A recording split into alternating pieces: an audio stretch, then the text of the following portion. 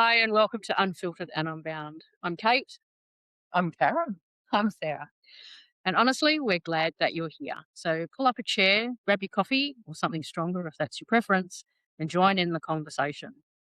Today, we're here to talk. We've all lived different lives, we've all got different scars, experiences, and definitely different opinions. So around here, we don't always have to agree, but we're always going to listen. We aren't here to tell you that you need to be fixed or sell you some form of miracle cream. It's about celebrating women over 50, building community and connection, and changing the perception around feeling invisible and instead turning that into a superpower. If the world does think we're invisible, that just means we're free to be whoever the hell we want. So there's no gatekeeping, no tearing each other down, just authentic, unfiltered, unbound living. Let's get to it. So this is our first episode, and that's certainly been a journey to get here. But here we are. And today's topic is 3 things I gave up after reaching 50. So I will hand over to Karen. Okay. So one of the things I gave up, and I appreciate giving up, kind of, is the school run, the morning routine with children and family, and getting, waking up at 6 a.m., getting children up, getting breakfast done because I'm a breakfast at the table person, right? Making lunches, getting children to school, getting myself to a job, working a long day at a job, coming home, then it's cooking dinner, cooking meals, cleaning up, tidying up, sorting out children, and and it's all about that busyness around focused on the mechanics around the family, you know, children and other people. So that's certainly one thing that I have been appreciative to give up uh, over, yeah, over that time. There must be some sort of relief um, Yeah. that you sort of experience and perhaps a little bit of guilt. Well, there's a bit of grief, right, as well, because um, as life changes, there's things that you no longer do, and seeing your children on a daily basis is one of those things. But it means that I do get up and I do other things in the morning. I go for a run, or I, ride my bike to work. Which when I was working full time with children at home, those things were really difficult. At one point in time, I did ride my bike to work, but that was when the kids were in shared care, and it would be when they were with their dad, when it was possible, when I had more time, that I would ride my bike to work. But when I had the kids with me, I'm on a time scale, particularly when they were in childcare, before and after, particularly the after, you had to get there by 6 p.m. and then, or it's $5 per minute per child kind of thing. But with teenage children, they can catch the bus home, but you get in the front door and it's like, what's for dinner? And when they get older, it's like they need to eat dinner before you get home. Oops. Stories of one child eating half a kilo of steak that was for dinner. Yes. A little bit hungry. Yeah, I saw the steak and, and I had to use the barbecue, so I thought I'd just cook up something. It's like, well, what's the rest of us eating? So, while there is that, I don't have to get up and do breakfast for a whole lot of people, and I do still have breakfast. I sit at the table and have breakfast, and now my husband cooks me breakfast, which I'm very lucky and fortunate about. But just that whole focus on trying to get other people ready and trying to coordinate other people, that's one of the things that has been positive. I got more time in my life, but yeah, there's also that. Well, I'm not saying that every day. So times change, seasons change. Yeah, true. So while it's a good thing, it's, something to reflect on too. Yeah.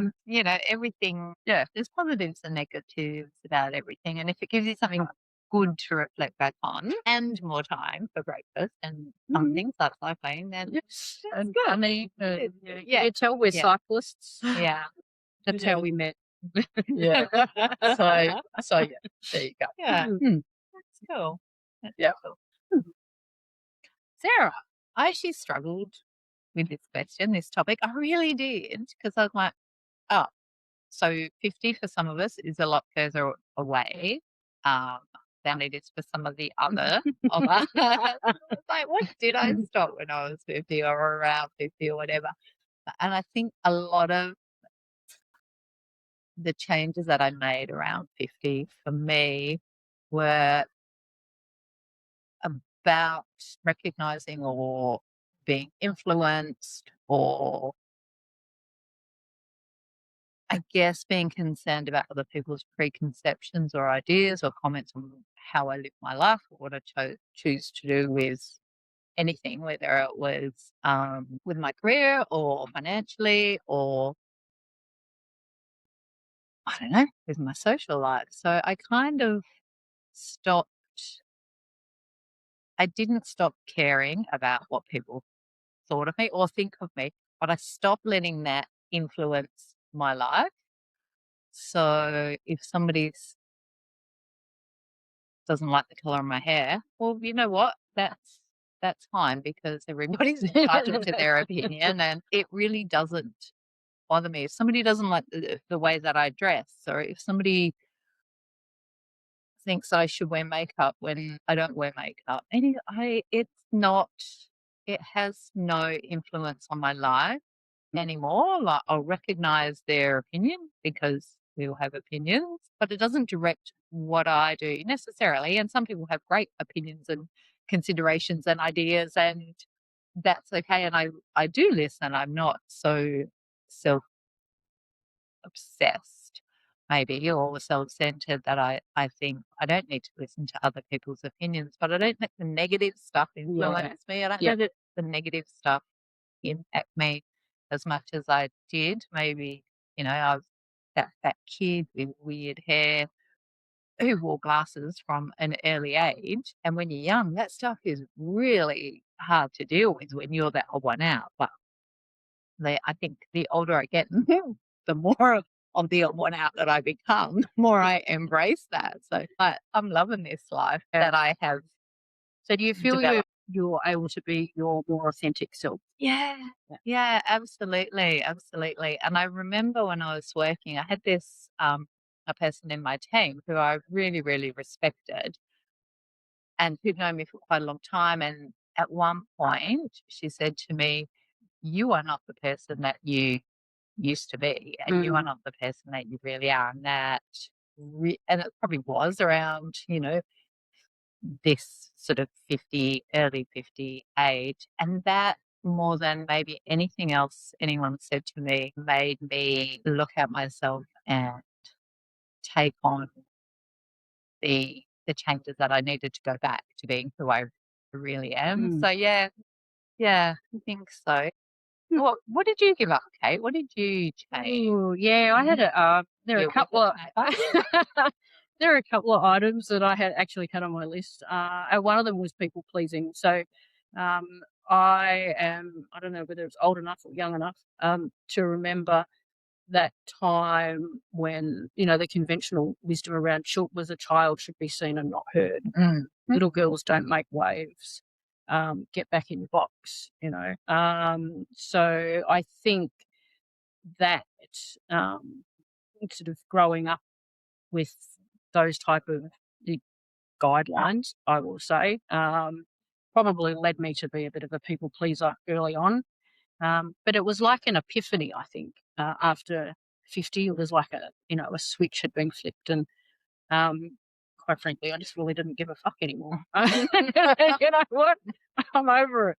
I've done, the raising a family, being breadwinner, all that sort of stuff, and now it's it's me time now. I want to do the things that I enjoy. I want to try new things, and I certainly feel far from old. There's still a lot of life left to live as far as I'm concerned. And I'm sort of open to trying new ideas and new experiences. And I think that whole thing around people pleasing is just really quite restrictive, where you're living for someone else, not living for you. Yeah. So I definitely think that I would pick that.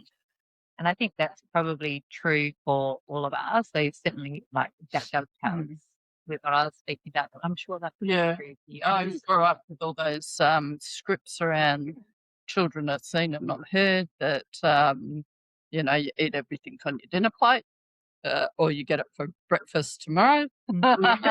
Yeah. Don't miss that. And never did that to my children either. So, but I can understand my parents did. So just things about how people do make opinion about you. Yeah. Or have a preconceived idea about how you should look or what you should say, or how your career should go. So, theoretically in my career, at my age, I should be washed up and on the back fence, or executive director, and I'm neither of those things, and I'm not going to be. Yeah. Are you happy? Yeah, I'm happier now in my new job, but anyway, that's a different story, right? Yeah. We'll save that one for another time. Yeah, that's it. But, employment's still really important to me. Yeah. So still not rich enough to retire. So still need to, economically be engaged in the workforce for some time. Yeah. As we do. I think you need that time to occupy, yourself as well, instead of sitting around wallowing in self-pity on the ground somewhere. But it gives you something it gives you a purpose, and that's probably something that we can all relate to. Yeah. Yeah. I was, because I did struggle with this topic, that I've come up with another one, which is something I did stop doing, I'm now not afraid to try stuff because I'm fairly sure that I'm going to fail at it. Yeah. I never, if I thought I wasn't going to be any good at whatever activity or challenge, I wouldn't do it. I was like, I don't want to fail at something. I'm happy to stay in my comfort zone, in my my middle lane, and not push things too much. I'm still not running with you, and I'm still not but that's the choice. Yeah, no, I agree, actually. I think it gives you, it's like you have a freedom that, and I think it goes back to not caring what other people think and being invisible. But it is. It's that invisibility thing, because like you can fail, and if you think that no one's going to see you, well, more power to you. Go wilder. Yeah, 100% agree. Yeah. Well, one day, Sarah, you'll be swimming. Yeah. So I guess we've talked about three things, or a thing that we've given up, and I guess what's the one thing or one fairly recent thing that you've done that's new? They say you can't teach old dogs new tricks. Well, you can. One new thing that I've done. Just one. Okay, I'm just going to hold it up. Looking at, this is my first sock ever, and it looks like a sock. Which is even more impressive. I do have to thank your girlfriend for going. It's really easy. I'm not a knitter. The last time I knitted was during COVID, just to pass time. And it was just a basic square. So I'm not a knitter. And my girlfriend's going, oh, it's so easy. You'll be fine. It's an easy pattern. So I cast this on 8 times before I got past 4 rows and kept going. And it's got all its lovely uniqueness. If you're looking here, it's got lots of lovely uniqueness. It's a one of a kind. It's taken me probably about 3 or 4 months to do. I've watched a lot of videos, especially around doing this heel bit. I think I watched YouTube videos for a month before I got up the courage to actually commit to doing it. And then I had a lot of guidance from some girlfriends and some support and a cheer squad to actually help me get through doing this. And I have to say, one girlfriend helped me pick up all the stitches, and it was quite a roller coaster. And learning to knit and to knit a sock. So currently in progress on the next sock, and I've just dropped a stitch, so I have to pause for a moment to go find that stitch and fix it up. But these are skills. Like knowing that I actually dropped a stitch and going, well, no, I've dropped a stitch, but then being able to pick that stitch back up, that's a skill. That's great. Yeah. Yep. Can I put my order in now? These socks, if you had to pay for them, it would be worth thousands. Been a long time. I guess my new thing that I've started is I've always been a traveller, but now that I've got the camper van, I've started packing up the dogs in the camper van and going off on my own. How's that been? You turn up somewhere and you're a single woman with a camper van and 2 dogs. Yeah, it's great. I pull up, put the handbrake on, put the awning out, get the chair out, get the dogs out, get the gin out. Wonderful.